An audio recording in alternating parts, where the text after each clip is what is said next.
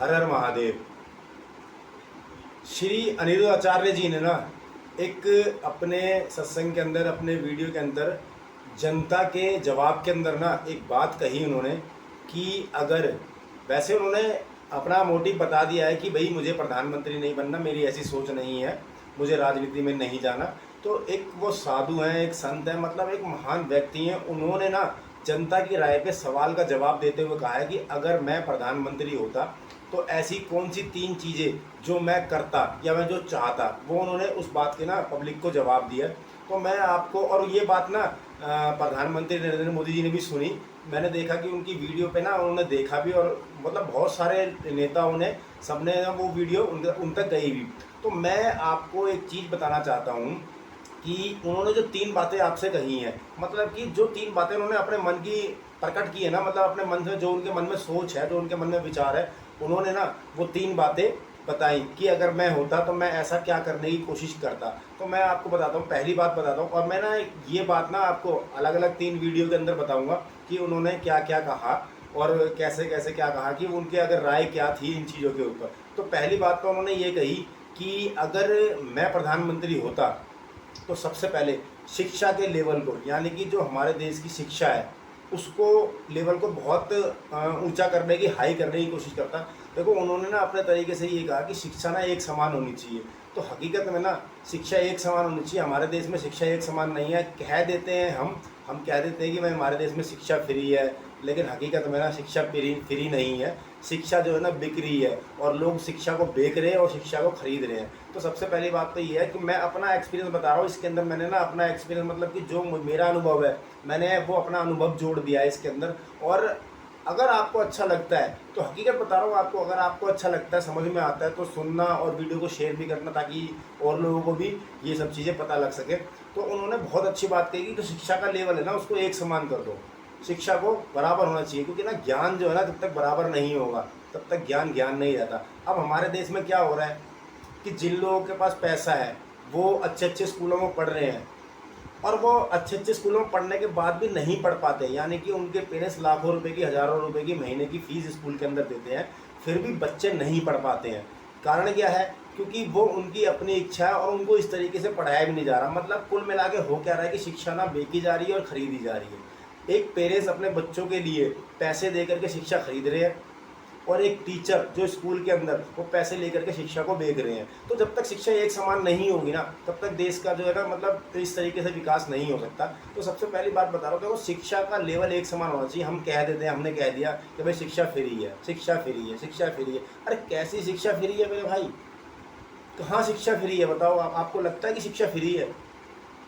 जब तक कि भारत देश के अंदर, हमारे पूरे हिंदुस्तान के अंदर हर व्यक्ति, हर बच्चा पढ़ने वाला नहीं होगा, पढ़ेगा नहीं, पढ़ने लिखने नहीं जाएगा, तब तक समझ लो वो शिक्षा फ्री नहीं है।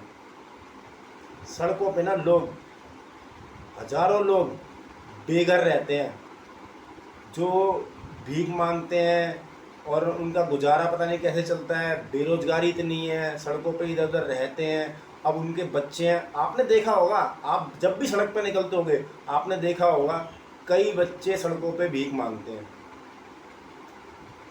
कई माँ बाप सड़कों पे भीख मांगते हैं, छोटे छोटे बच्चों को अपने गोदियों में लेकर के।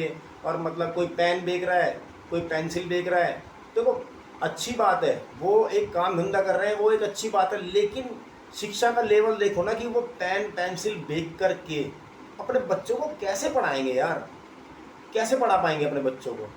या तो हमारे देश से गरीबी को हटा दो, ताकि वो बच्चे के, उस बच्चे के पेरेंट्स के पास भी इतना पैसा आ सके ना कि वो पढ़ा सके अपने बच्चों को, अपने बच्चों को पढ़ा सके। हकीकत बता रहा हूँ आपको मैं, मुझे उनकी बात बहुत अच्छी लगी, और उस बात के ऊपर ना मैंने अपनी बात जोड़ ली, क्योंकि मेरे मन के अंदर ये फीलिंग्स थी, मेरे मन के अंदर ये भावनाएं थी कि मैं बोलूँ।